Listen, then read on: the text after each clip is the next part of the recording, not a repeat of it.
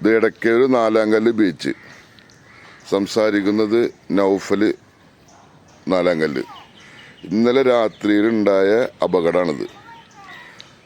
ഒരു മരം വീണിട്ട് നമ്മളെ പോസ്റ്റ് തകർന്നു നാലാങ്കല്ല് ബീച്ച് റോഡിലല്ലേ.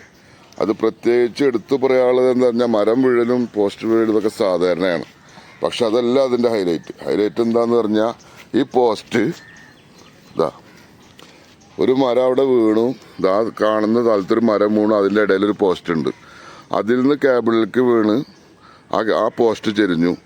ഇത് ഇപ്പോൾ കാണിക്കുന്നത് പുതിയ പോസ്റ്റാണ്.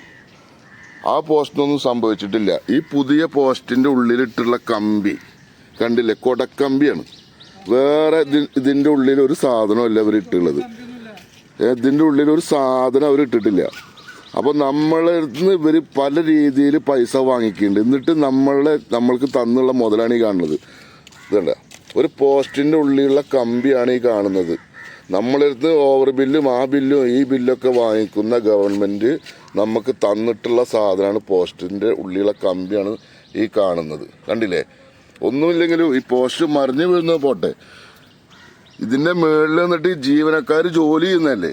അപ്പം എത്രത്തോണ്ട് ഗവൺമെൻറ്റിനും KSEBിക്കും ഉത്തരവാദിത്തം ഉണ്ട് നമ്മളെ കബളിപ്പിക്കല്ലേ. എന്താണ് ഇതിൻ്റെയൊക്കെ അർത്ഥം?